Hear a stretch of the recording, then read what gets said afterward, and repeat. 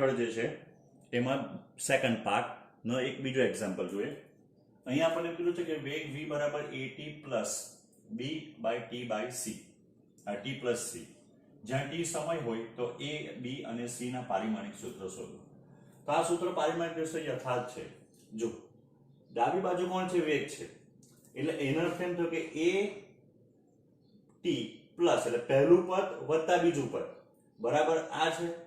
તો પહેલા પદ બરાબર બી કઈ તો એ હોવું જોઈએ, બીજા પદ બરાબર બી કઈ હોવું જોઈએ. આ બંનેનો સરવાળો કોણ થાય? વેગ થાય. એટલે આપણે આગળ જોઈ ગયા તે પ્રમાણે સરવાળો અને બાદબાકી હંમેશા સમાન પરિમાણના થાય. એટલે a * t બરાબર બી વેગ થાય. એટલે પહેલા પદ બરાબર બી વેગ, બીજા પદ બરાબર બી વેગ, એટલે વેગ વત્તા વેગ બરાબર વેગ. એટલે એનો અર્થ એમ થયો a * t બરાબર વેગનું પારિમાણિક સૂત્ર. બરાબર? તમે જ્યારે એમસીક્યુ સોલ્વ કરો, નીટમાં સોલ્વ કરો ત્યારે તમે આ બધું લખવાની જરૂર નથી. હું તમને અત્યારે એટલા માટે બતાવું છું કે જેથી તમે જ્યારે રીડ કરો, વાંચો ત્યારે તમે ફટાફટ કરી શકો અથવા તમને સમજ પડે. આજે નહીં, તમે 2 મહિને, 3 મહિને, 4 મહિને જ્યારે ફરી પાછું એકવાર રિવાઇઝ કરો તો તમને ખબર પડે કે આ સ્ટેપ ક્યાંથી આવ્યું, શું થતું છે. તો ધેરફોર at બરાબર m0 l1 t - 1, a બરાબર m0 l1 t - 1, t નીચે જતો રહ્યો એટલે t1 થઈ ગયું. અહીંયા હવે a નું પારિમાણિક સૂત્ર થઈ ગયું m0 l1 t. આ ઉપર જાય એટલે -1 તો હતો જ, બીજો એક -1 એટલે -2 બરાબર. ચાલો, a નું મળી ગયું. હવે કાં તો b નું મળે કાં તો c નું મળે. તો જો b / t + c, આખું જે બીજું પદ બરાબર વેગ થતો છે. પણ છેદમાં તમે જો t + c, તો t કોણ છે? સમય. તો સમયમાં કોણ ઉમેરાય? સમય જ ઉમેરાય. એટલે t + c બરાબર શું આવશે? તો આપણે ડાયરેક્ટ હવે લખી દઈએ સમયનું પારિમાણિક સૂત્ર. એટલે ધેરફોર c બરાબર કોણ આવવાનું? તો m0 l0 t1. સમયમાં સમય જ ઉમેરાય. એટલે જો t સમય હોય તો c બી સમય હોય. સમયનું પારિમાણિક સૂત્ર થાય m0 l0 t1. ચાલો, હવે b નું, તો b t + c બરાબર તો કોણ આવવાનું? m0 l1 t - 1. કારણ કે આપણે પહેલા જ કીધું વેગ વત્તા વેગ બરાબર વેગ થાય.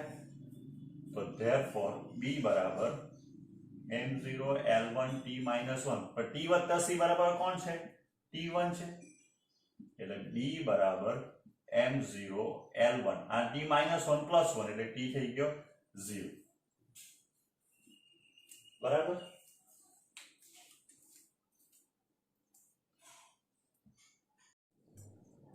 એક આ રીતનો એક દાખલો હોમવર્કમાં તમે જાતે ટ્રાય કરજો. નેક્સ્ટ વિડીયોમાં હું તમને એનું સોલ્યુશન કરાવીશ.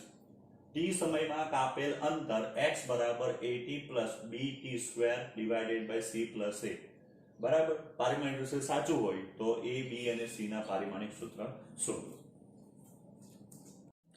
હવે ત્રીજું આપણી જે બીજી જે રીત છે એ બીજી રીતમાં મેઇન જે બીજી આપણો રીત છે કે ભાઈ પારિમાણિક સૂત્ર યથાર્થતા ચકાસવી. એમાં ત્રીજો ભાગ, ત્રીજા પ્રકારના દાખલા, ચરઘાતાંકીય ત્રિકોણમિતીય જે વિધેય જેવા ગાણિતિક વિધેય ધરાવતા સૂત્રમાં આવતા અચળાંકનું પારિમાણિક સૂત્ર શોધો. તો જો ત્રિકોણમિતીય વિધેય કોણ? તો ત્રિકોણમિતીય વિધેય કોણ થાય?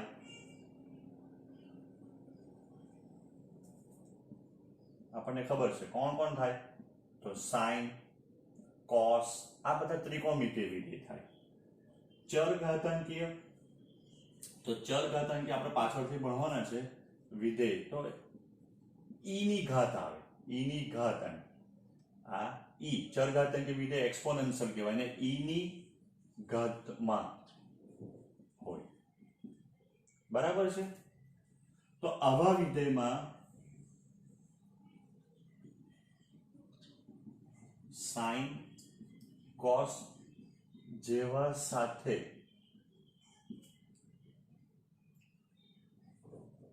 આવેલ પદ અથવા e ની ઘાતના પદ હંમેશા પરિમાણ રહિત હોય છે. સમજાવો. ધારો કે y બરાબર એક સૂત્ર છે sin ટી બરાબર છે. તો અહીંયા એ નો અત્યારે ધ્યાનમાં ન લઈએ, y એટલે ધારો કે આપણે થોડું બધું લખીએ તો ભાઈ સ્થાનાંતર y બરાબર a sin at. તો જે sin ને આપણે જે લખ્યું ને કે સાથે આવેલ પદ એટલે આ પદ at, તો at બરાબર શું હશે? તો એમ કહીએ કે ભાઈ પરિમાણ રહિત. સાદી ભાષામાં બોલીએ તો જે sin સાથે જે ગુણાકારમાં જે હોય ને એ બધા પદ જે છે એ પરિમાણ રહિત જ હોય. ધારો કે આપણી પાસે સૂત્ર છે y બરાબર a0 e raised to -b/t, આવું સૂત્ર છે. તો e ની ઘાત એટલે કે કોણ આવવાનું? માઈનસ લખો તો લખો, ન લખો તો કઈ b/t બરાબર શું આવશે? પરિમાણ રહિત. પછી આપણે આગળ ગણતરી કરીને શોધી શકીએ, પણ મેઇન વસ્તુ શું છે કે e ની જે ઘાત હોય, આ ચરઘાતાંક વિધેય કહેવાય, e ની ઘાતમાં sin હોય, cos હોય, tan હોય, કંઈ પણ હોય કે એની સાથે જે ગુણાકારમાં હોય એ હંમેશા પરિમાણ રહિત હોય. અને ત્યાર પછી આપણે ધીરે ધીરે આગળ પછી બીજા સ્ટેપમાં ગણતરી કરીને જે આપણે અજ્ઞાત શોધવા કીધા હતા એ શોધી શકાય. જો ચરઘાતાંક એટલે એક્સપોનેન્શિયલ વિધેય તો જે e ની ઘાતમાં હોય, ઘણી વખત એક્સપોનેન્શિયલ જે છે એને આ રીતે બી લખાય, y બરાબર a0 exp, પછી આવું લખેલું b/t બરાબર છે. તો બી માનવાનું કે આ exp એટલે એક્સપોનેન્શિયલ આ રીતના બી લખાય. તો હવે જે ગુણાકારમાં હોય એ કેવું હોય? તો પરિમાણ રહિત હોય. હવે એના પર આધારિત દાખલા જોઈએ આપણે એક બે. હવે આપણે જે અત્યારે જોઈ ગયા એનો એક એક્ઝામ્પલ જોઈએ. અહીંયા આપણને એવું કીધેલું છે કે દબાણ P બરાબર P0 e raised to -α_t². જ્યાં t સમય હોય તો આલ્ફાનું પારિમાણિક સૂત્ર શોધો.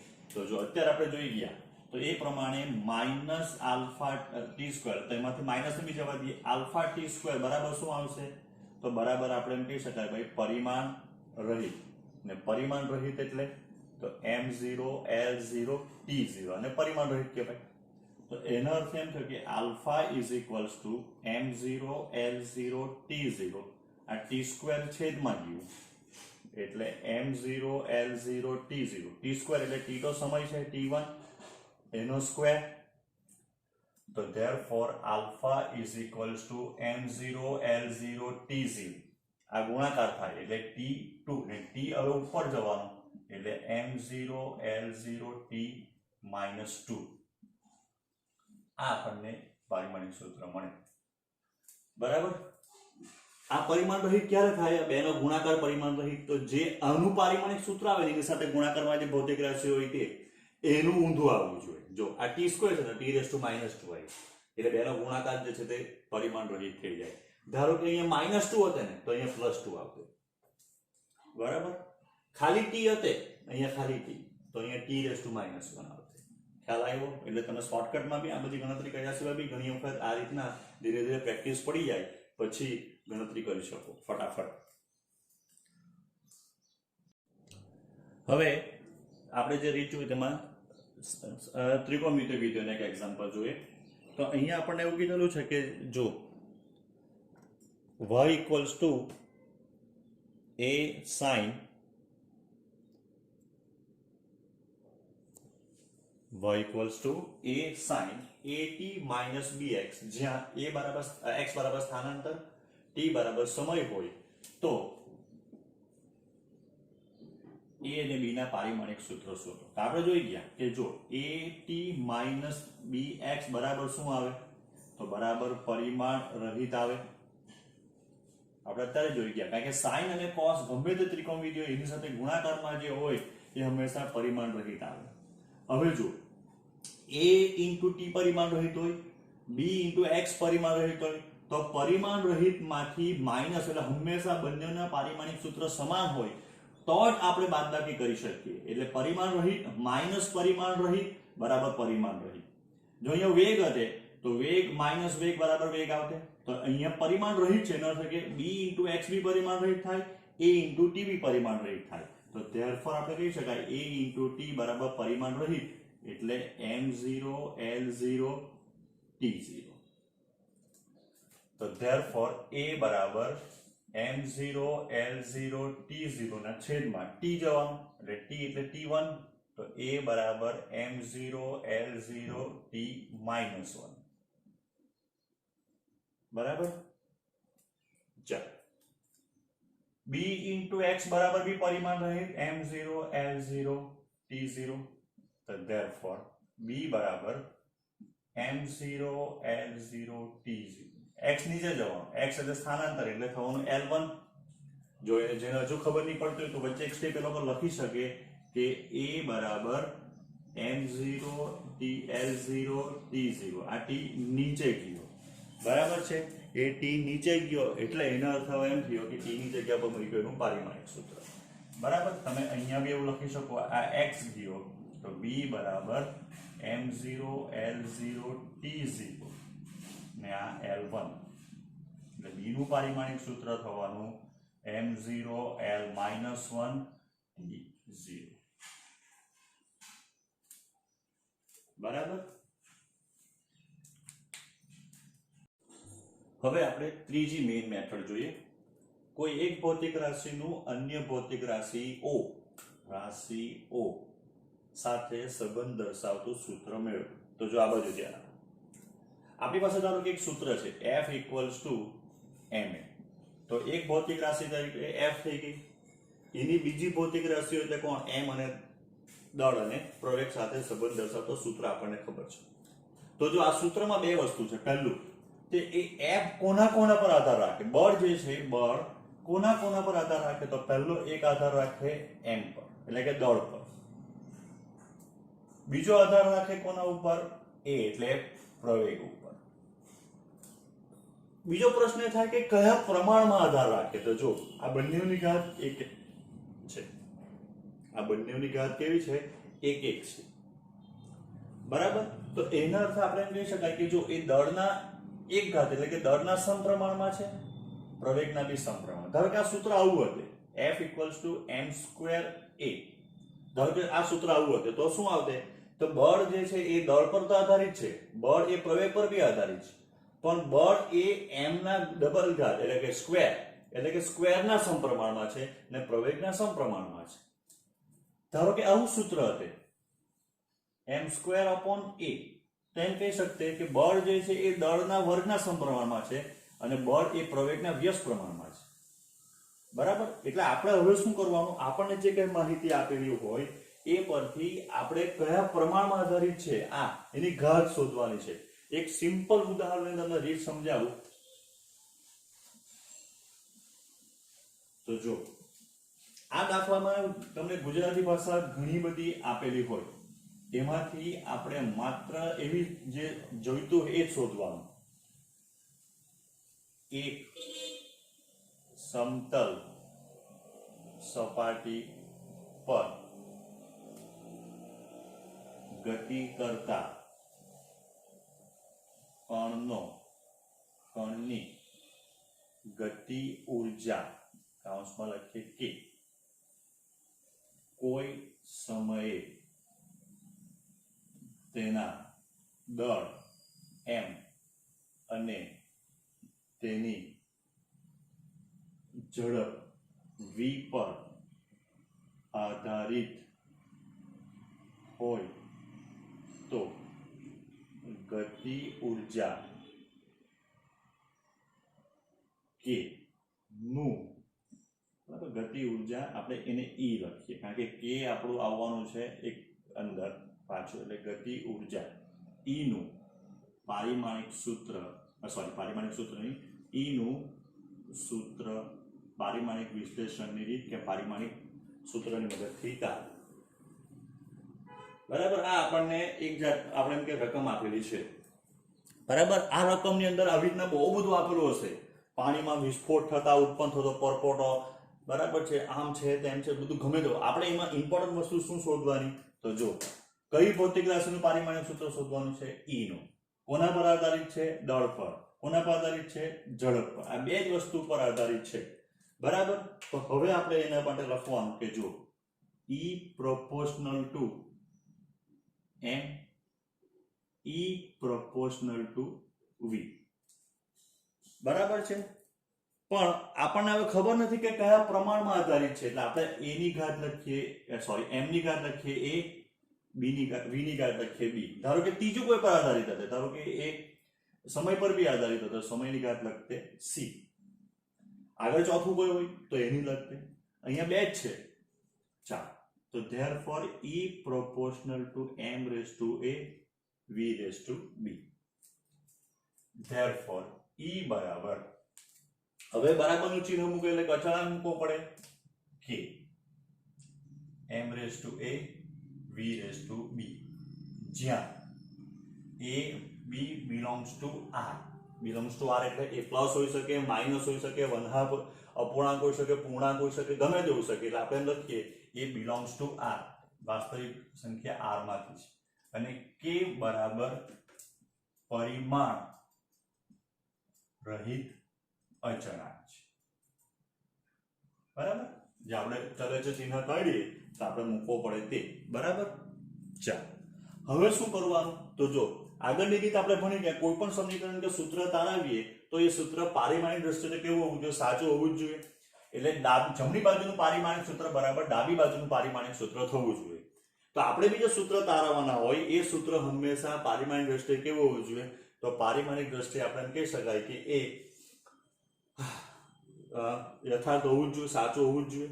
તો હવે બીજું કંઈ નથી કરવાનું. ધારો કે આ જે સમીકરણ 1 છે એ સમીકરણ 1 માં બંને બાજુ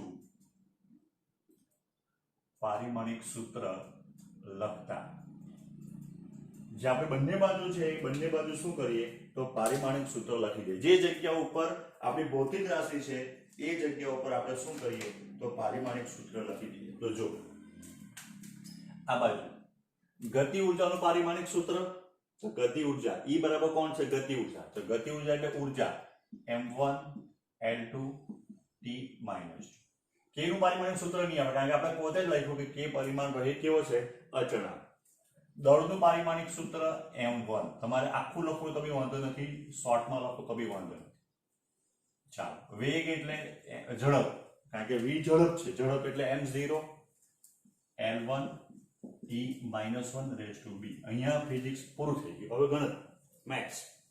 તો ઇઝ ઇક્વલ્સ ટુ a * અહીંયા ગુણાકાર થાય b0, b * b ને b -1, બરાબર, ગુણાકાર કરીને લખ્યું આપણે. હવે આધાર સરખા તો ઘાતમાં સરવાળો થાય, બાદબાકી. તો m a0 એટલે a, l તો બીજું કોઈ છે જ નથી, b, t - b. બરાબર છે, આટલો ખબર પડી. તો અહીંયા m1 l2 t -2 સમીકરણ 2.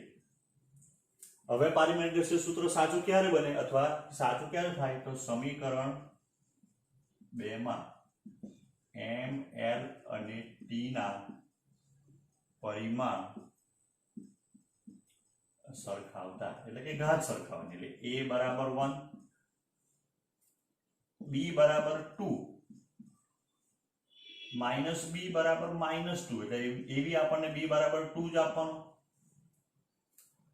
બરાબર, આ બધું આપણે ક્યાં મૂકીએ? સમીકરણ 1 માં મૂકીએ. સમીકરણ 1 માં a b ની કિંમત મૂકતા તો e બરાબર આપણને મળશે k m⁻1 v⁻2. બરાબર છે. હવે પ્રશ્ન ઉત્પન્ન થયો k નો. k બરાબર શું લખવાનું? તો જો k તમને કંઈ નહીં આપેલું, કંઈ કીધેલું નહીં હોય તો ઘણી વખત k બરાબર 1 હોય. અથવા હવે ઓપ્શનમાં જોવાનું કે ઓપ્શનમાં k ની કઈ વેલ્યુ મૂકવાથી બધા ઓપ્શનમાં આ જે ઓપ્શનમાં આ બંને m1 m ની ઘાત 1 ને v ની ઘાત 2 હશે તો k ની એક એવું જ એક જ હશે કે જ્યાં k ની ઘાત આપણને k ની વેલ્યુ આપેલી હશે. અથવા તમને છેલ્લે k ની વેલ્યુ લખી દીધેલી, આપણે અહીંયા બી લખી દઈએ, ધારો કે k બરાબર 1/2 લો, આવું આપી દીધેલું હોય. જો કંઈ નહીં આપેલું તો k બરાબર 1 લેવાનો, અથવા k ની જે છે એમ કે k બરાબર k મૂકી રાખવાનો. તો therefore e બરાબર 1/2 mv². આ સૂત્ર આપણને જાણીતું હતું જે આપણે મેળવ્યું. અહીંયા બહુ ઇઝી આપણે દાખલો પસંદ કરેલો હતો એટલે ડાયરેક્ટ આપણને અહીંયા મળી ગઈ કિંમત. ઘણી વખત તમને શું મળશે તો તમને સમીકરણ મળે, દ્વિચલ સમીકરણ જો આપણે ભણી ગયેલા તેવું, અને પછી જે પેલી 4 રીત હતી બરાબર છે, લોપની રીત, આ તે રીતના આપણે શું કરવું, ગમે તે રીતે પહેલા સમીકરણને 2 વડે ગુણીને બીજામાંથી બાદ કરો, ઉમેરો, આ બધી રીતનો ઉપયોગ કરીને આપણે જે છે એ A B C D જે કંઈ હોય એની કિંમત આપણે તારવવી પડે બરાબર. પણ આ રીત સમજાવવા માટે એકદમ મેં સાદું એક્ઝામ્પલ લીધું કે જે તમને રીત જે છે એ મગજમાં ઉતરે કે આપણે કઈ મેથડથી જવાનું છે બરાબર છે. એક વખત એ સમીકરણ તમને મળી જાય પછી ઉકેલ જે છે એ તમારે મેળવવાનો છે, એટલે તમને બરાબર આવડવું જોઈએ બરાબર. સમીકરણ 1 ને 2 વડે ગુણીને 3 માંથી બાદ કરો, આમ કરો, તેમ કરો, મતલબમાં ABC ની કિંમત તમારે ગમે તે રીતે શું કરવાની, મેળવવાની, જે તમારા અજ્ઞાત હોય એની. ને પછી આગળના સૂત્રમાં જે છે આપણું સમીકરણ 1 જે હોય એમાં મૂકી દેવાની. k ની વેલ્યુ આપેલી હોય તો k ની વેલ્યુ મૂકવાની, ન આપેલી તો 1 જ મૂકવાનું, અથવા k નું વેલ્યુ k જ રહેવા દેવાનું. ને પછી છેલ્લે તમારે આ રીતના એક સરસ ફોર્મમાં જે સૂત્ર આપણે લખતા હોય એ રીતના મૂકવાનું. એક બીજો આ રીતનો એક દાખલો જોઈ લઈએ. આ રીત ઇમ્પોર્ટન્ટ છે એટલે જેથી તમને રીત થોડી બરાબર મગજમાં બેસે. સ્થિતિ ઉર્જા U એ પદાર્થનું દળ m, ગુરુત્વ પ્રવેગ g અને ઊંચાઈ h પર આધારિત હોય તો સ્થિતિ ઉર્જાનું સૂત્ર તારવો k બરાબર 1 લો બરાબર છે. હવે આપણે થોડું ફટાફટ કરીએ, બહુ ગુજરાતીને એવું કંઈ લખીએ નહીં. તો U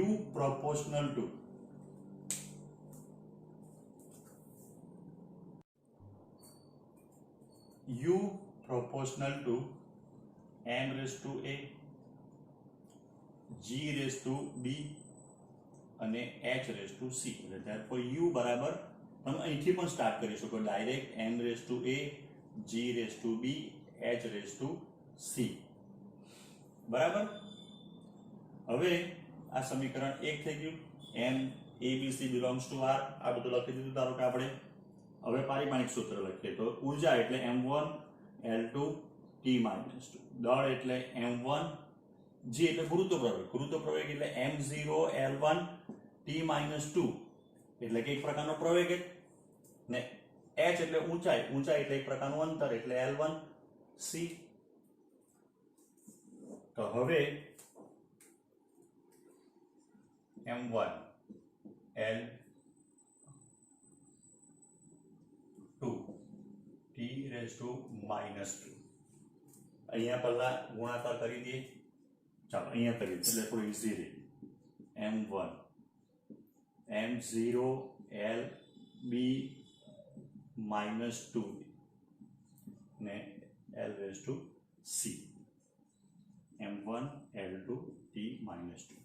હવે m એક જ છે, m1 સોરી અહીંયા m a raised to a છે એટલે અહીંયા a આવી જવાનો ને. હા, m એક જ છે, જો બીજે કશે m નથી એટલે m raised to a. l તો જો l અહીંયા બી છે ને અહીંયા બી છે એટલે આની ઘાતમાં b છે, આની ઘાતમાં c છે એટલે આની b + c બરાબર. t માં કોઈ નથી એટલે t raised to -2b. હવે સરખાવીએ તો a બરાબર 1 ડાયરેક્ટ મળી જવાનું, b + c is equals to 2, -2b બરાબર -2b, -2b બરાબર -2. એનો અર્થ એમ થયો કે b ઇક્વલ્સ ટુ કેટલું થઈ ગયું, -2/-2 એટલે b ઇક્વલ્સ ટુ 1.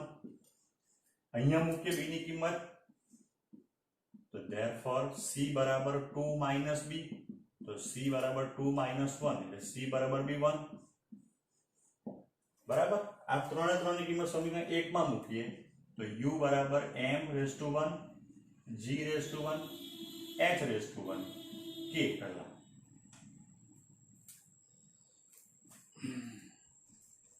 આપણે k લખવા. હવે k m⁻1 g⁻1 ને h⁻1. હવે k બરાબર 1 આપેલું છે એટલે લેતા તો u બરાબર થઈ ગયું mgh